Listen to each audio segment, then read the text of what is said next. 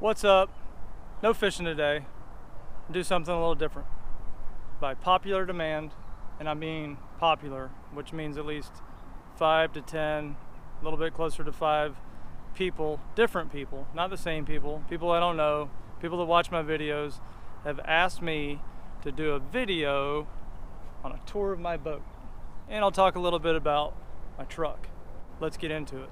But before we get into it, please subscribe to my channel if you haven't already, and click that little bell deal so you know when I put a new video out. Most of them are about fishing. This one is about what gets me to the lake and the tools that I use on a daily basis to help me fish. So stay tuned.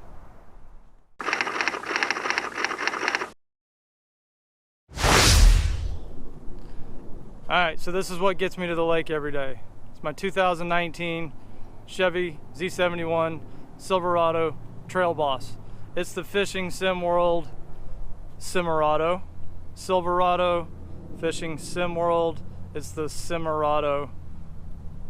And there's me, just in case I can't find it in the parking lot, I can find the truck that looks just like it with my name printed on it, because sometimes you forget who you are. This Trail Boss, some of you might know a little bit about it. It comes with a factory 2-inch suspension lift, but it's still got a rake of about 1.5 inches. So I put a 1.5 inch leveling kit on it. Did it myself because I'm handy that way. Then I put some Fuel Vandal 20x10 with a -18 offset wheels on it. Pretty nice wheels. And the 33-12-50 Nitto Ridge grapplers. These things are kind of expensive, but you can get about 55,000 miles out of it. Got the all black grill, which is what I like, all blacked out. No leather inside. You don't want to see the inside of my truck. That's my truck, the 5.3 liter with a new 8-speed Hydromatic. It actually pulls as good as my Tundras did. People might disagree with that. I have nothing against the Tundras. Some of you guys that know me know I had a 2008 Tundra, I had a 2011 Tundra and a 2015 Tundra, and I just made the switch. Really like the Chevy.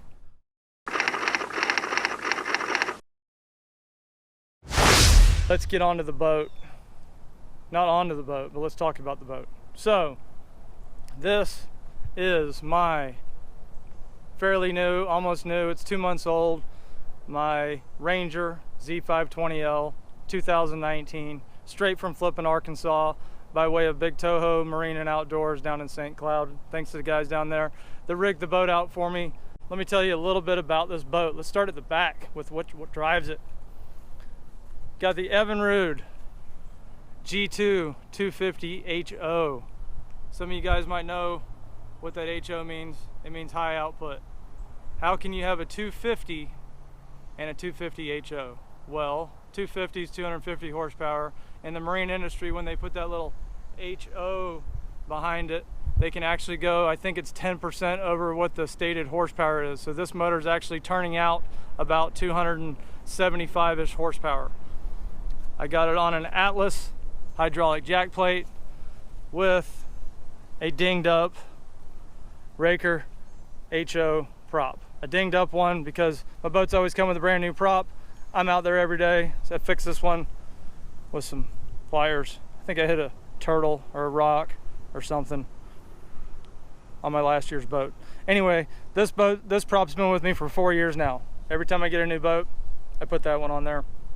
And I'll put the new prop on when I feel like it.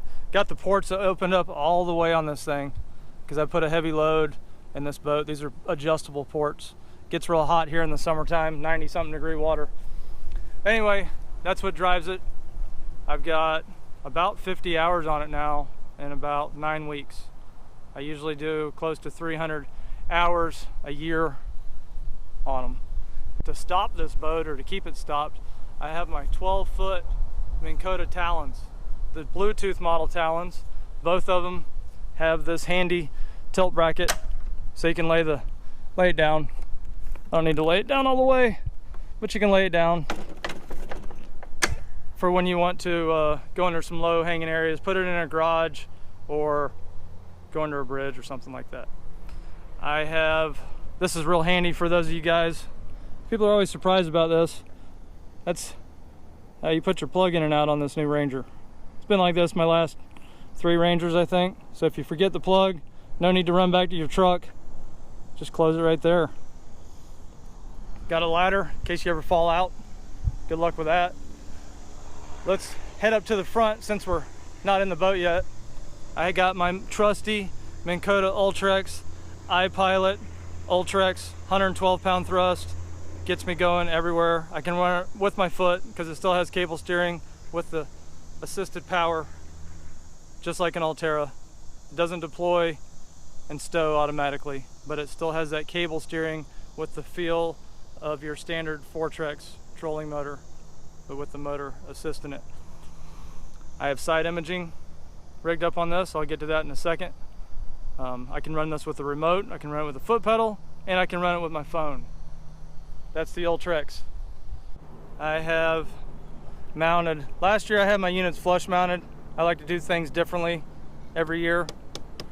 So I put that mount on there. I reinforced this plate with a piece of Lexan plastic behind it. A lot of guys buy those real expensive plates that they put there, but I cut out a piece of Lexan plastic that just barely filled up that hole, and it's just as sturdy as one of those plates are. You can get them for about $10 on Amazon. I don't remember where I got it, but I paid $10 for like a 12 by 24 inch sheet of probably 1/4 inch Lexan plastic.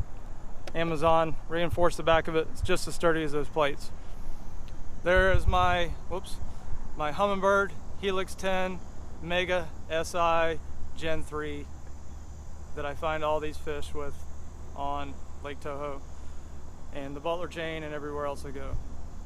Gen 3, couldn't get around without it. Some of you guys might notice this right here. While I have built-in navigation lights on my boat, I still have this light socket right here. That's where I put my pole that this camera is usually mounted to when I'm filming YouTube videos. The Yellow Tech pole, I mount it right there.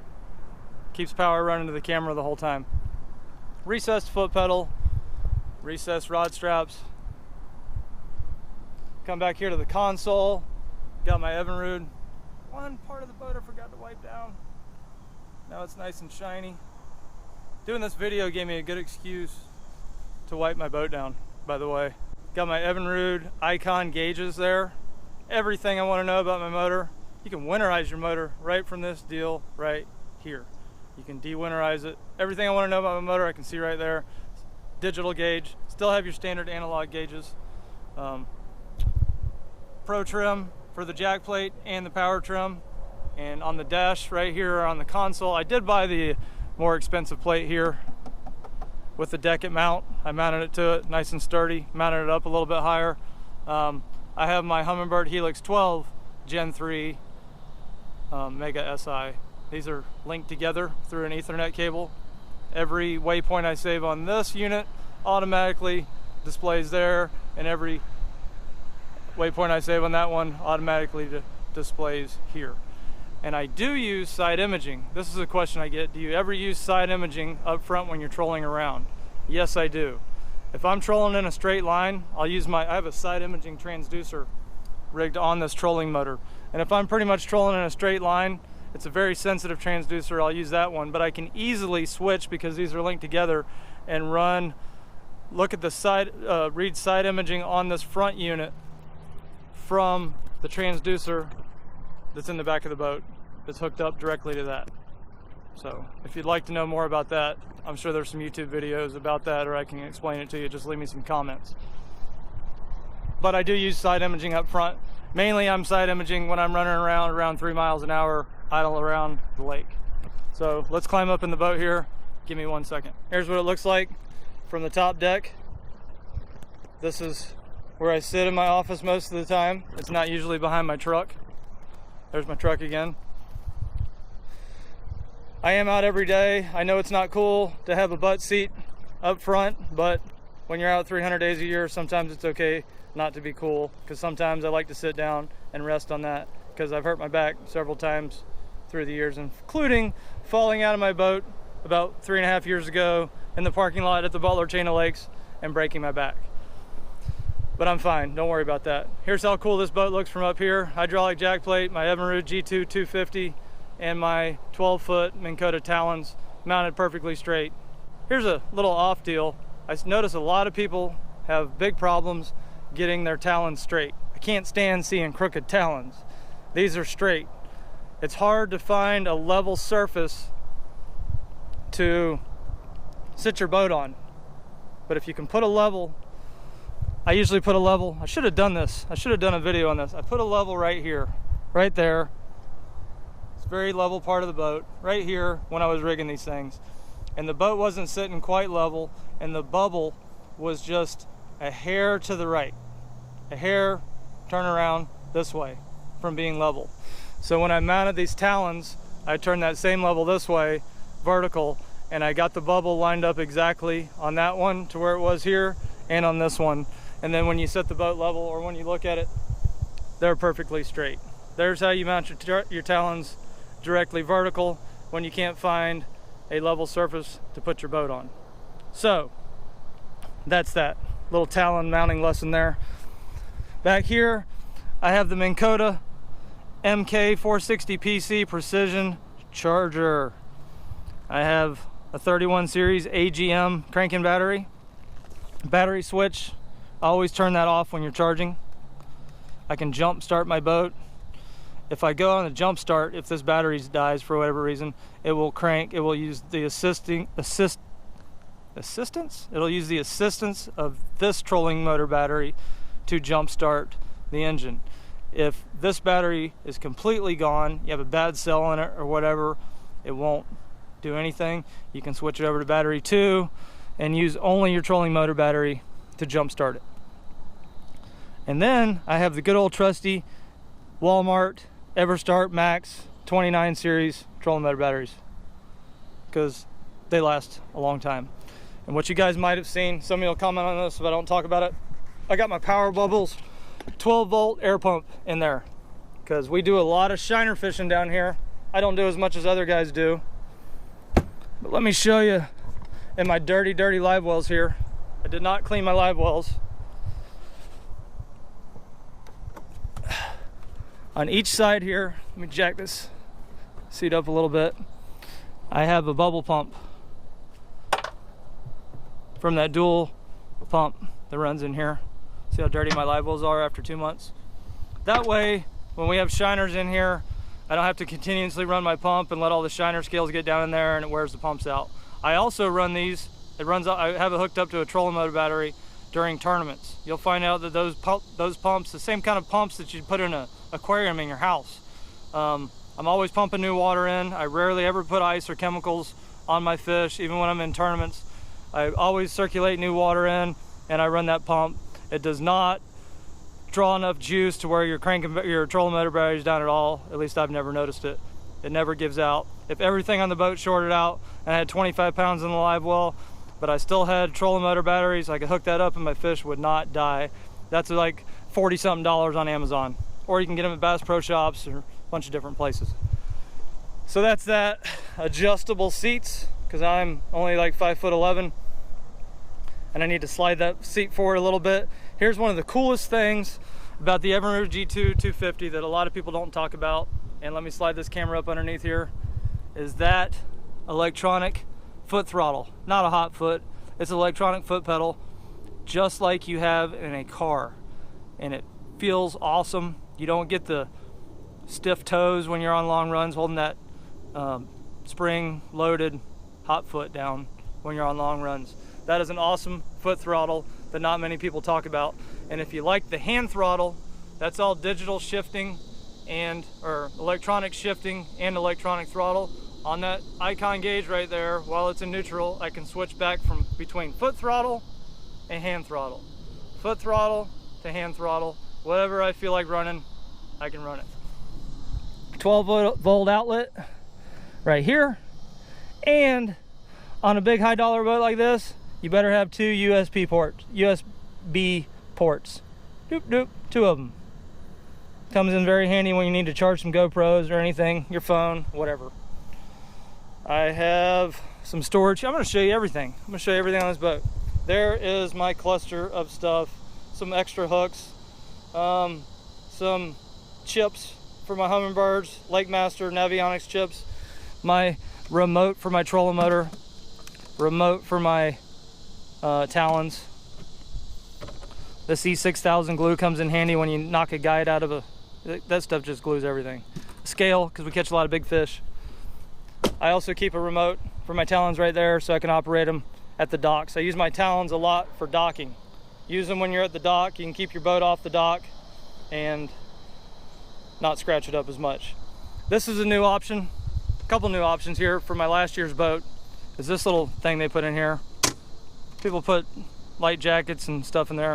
There's always this hole here and they put a lid on it so you can store some stuff in there.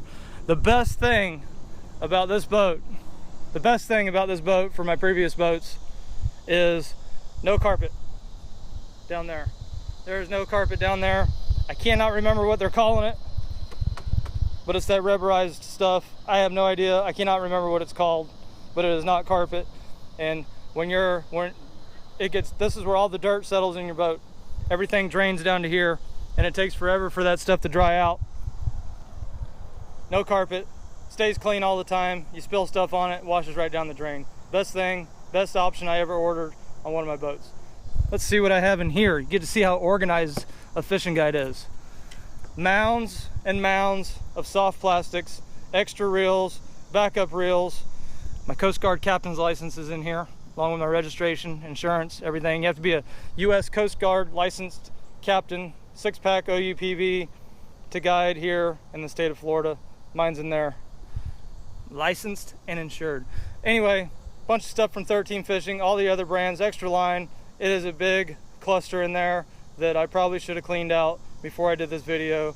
But if you got in my boat and I took you fishing today and I opened it, that's what it would look like. So I'm just trying to show you what it looks like in there.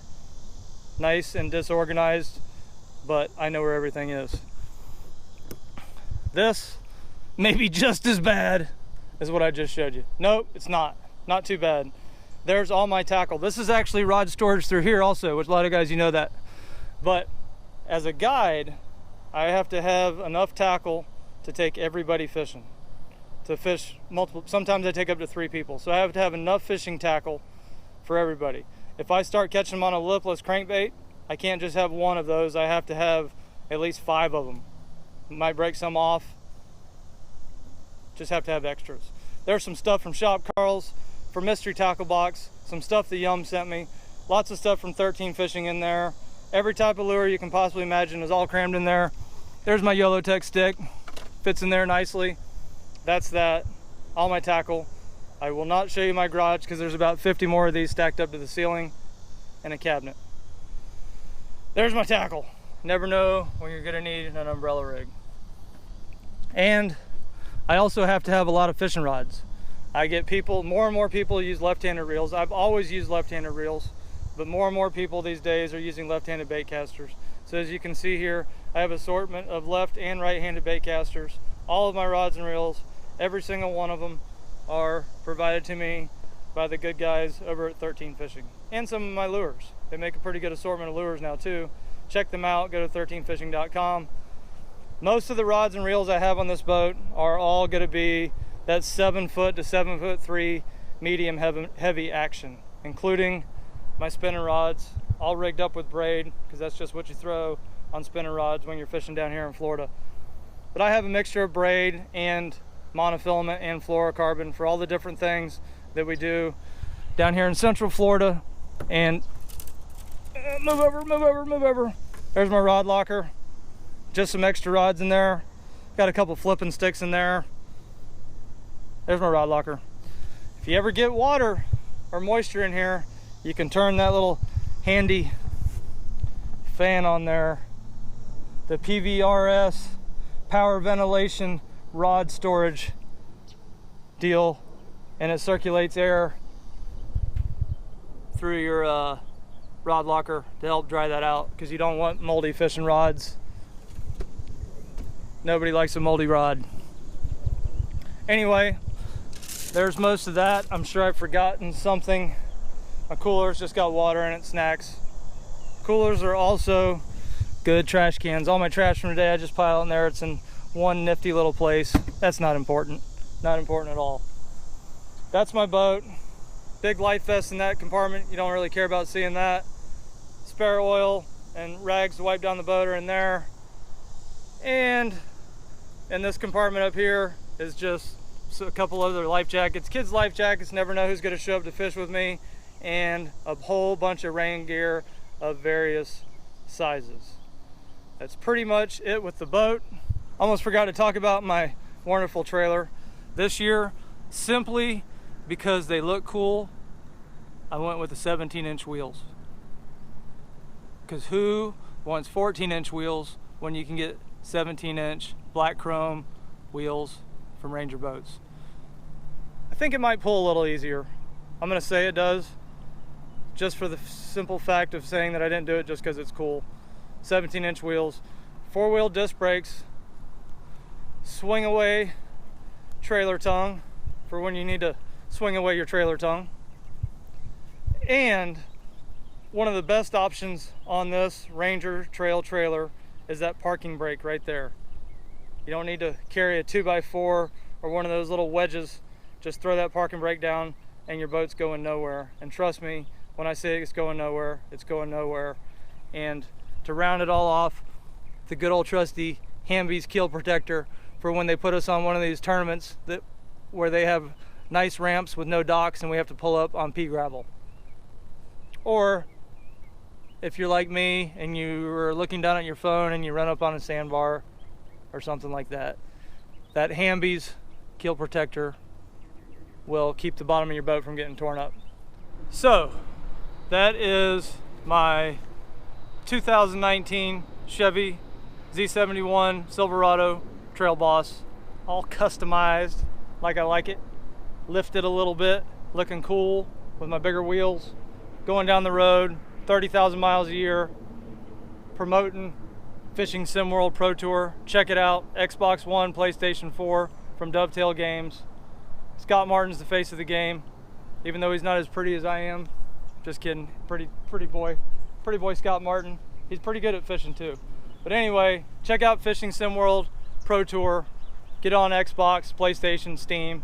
And this is my workhorse, the Fishing Sim World Pro Tour 2019 Ranger Z520L with that Evinrude G2 250 and all the wonderful Humminbird and Minn Kota products and my 13 fishing products and all my stuff from Mystery Tackle Box and Shop Carls.